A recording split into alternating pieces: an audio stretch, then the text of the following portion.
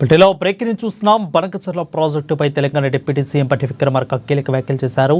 BRS TDP కలిసి తెలంగాణపై కుట్రలు చేయబోతున్నాయని ఆరోపించారు.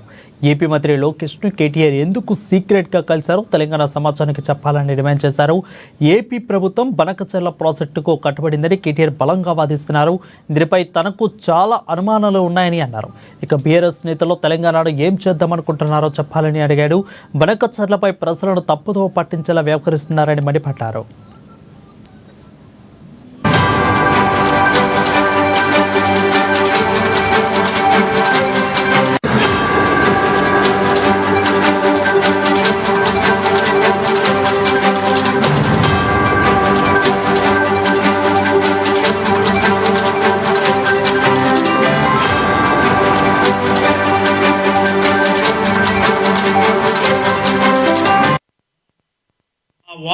మా వాటా పూర్తయిన తర్వాత, మా ప్రాజెక్టులు పూర్తయిన తర్వాత, ఇంకా మిగులు జలాల్లో కూడా మా వాటా పూర్తయిన తర్వాతనే మిగిలిన నీళ్ళల్లో మీరు బనకచర్ల కడతారో ఇంకే చెర్ల కడతారో ఆ తర్వాత ఆలోచించవచ్చు.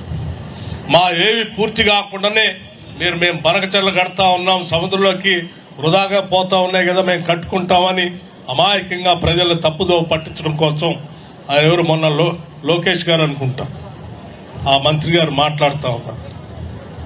మీరంత అమాయకంగా ఏదో వృధాగా పోతున్న నీళ్లు మేము కట్టుకోవచ్చులే తెలంగాణ వాళ్ళు కావాలని అడ్డుపడుతున్నారంటే అలా తప్పుదో పట్టించే కార్యక్రమం మాత్రం చేయొద్దు అని చాలా స్పష్టంగా చెప్తా ఉన్నాం.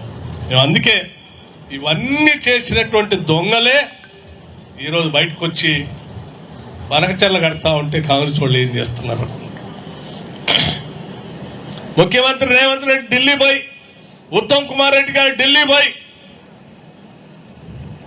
ఆడేదో చంద్రబాబు నాయుడుతోనే ఏదో లోపాయకారి ఒప్పందం చేసుకుని వచ్చారు. అందుకే వాళ్ళు బనకచర్ల కడతా ఉన్నారు. మాకు నష్టం జరుగుతూ ఉంది, తెలంగాణను మేము రక్షించడానికి బయలుదేరామని చెప్తా ఉన్నారు. నేను అడుగుతా ఉన్నాను, ఉత్తమ్ కుమార్ రెడ్డి గారు రేవంత్ రెడ్డి గారు ఢిల్లీకి పోయారు కాబట్టే ఇవాళ బనకచర్ల ఆగింది. లేకపోతే వాళ్ళు కట్టే వాళ్లే తెలంగాణకి నష్టం జరిగేది. 10 ఏళ్లు మీరు ప్రాజెక్టులు పూర్తి చేయలేదు కాబట్టే ఆ కింది పోతున్న నీళ్లు సముద్రంలో పోతున్న మేము వాడుకుంటామని వాళ్ళు చెప్తాం. అంటే దానికి కారణం మీరే కదా.